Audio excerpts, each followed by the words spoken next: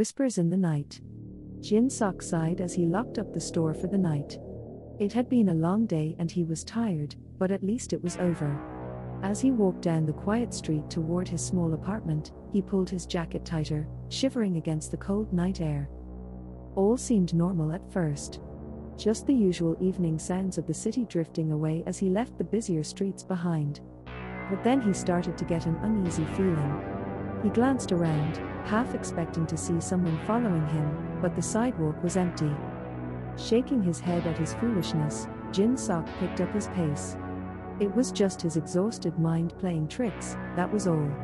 Still, he couldn't shake the creeping sensation on the back of his neck that told him he was being watched.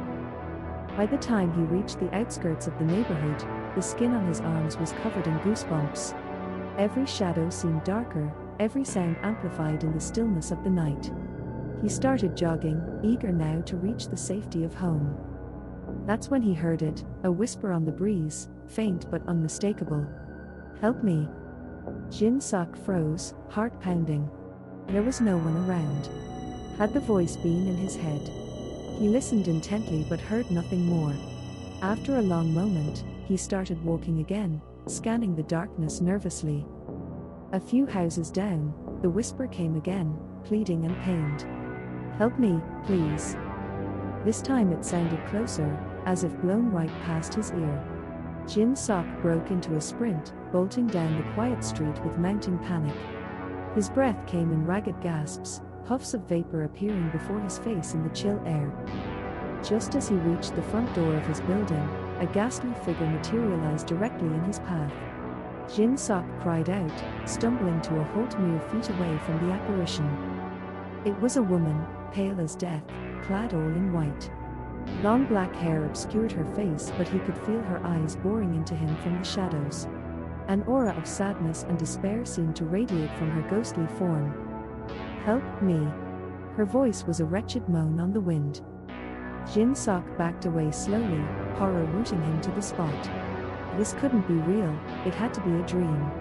He pinched himself hard, but the specter remained, drifting toward him with outstretched arms. Frozen in terror, he watched helpless as ghostly fingers reached for his face. At their touch, a jolt of ice shot through his veins, stealing his breath away. Darkness descended swiftly as Jin-seok crumpled to the ground, unconscious. When he awoke, he was huddled in the corner of his apartment, morning light filtering through the blinds. Had it all been a nightmare? Jin-seok got shakily to his feet, noticing how frigid the room felt despite the heater humming away. For the next few nights, he stayed indoors after dark, jumping at every small noise. But the whispers soon followed him even there, drifting up through the floorboards at all hours to send him into fits of panic. The haunting only grew worse with each passing day.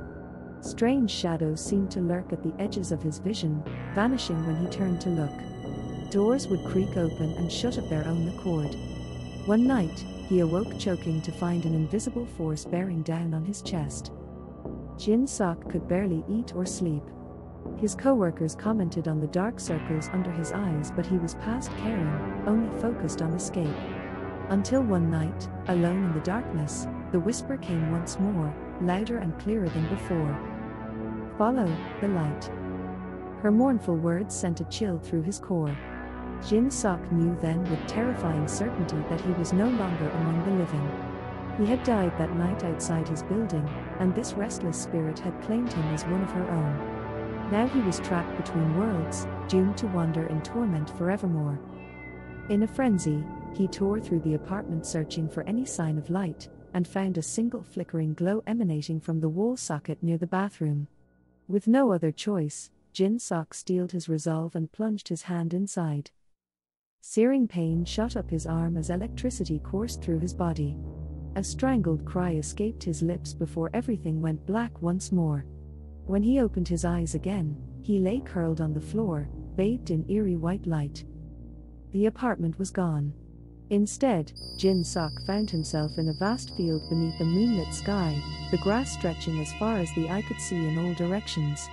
In the distance, a luminous figure floated toward him, the pale woman from his nightmares, but now her face was peaceful and beautiful. As she drew near, Jin-seok saw within her sad eyes a look of kindness. A soft smile touched her ethereal features. "Come," she beckoned, and offering her ghostly hand, helped him rise. Together they walked into the shimmering light, all traces of fear and torment vanishing as warmth enveloped Jin-seok's spirit. At long last, he was free.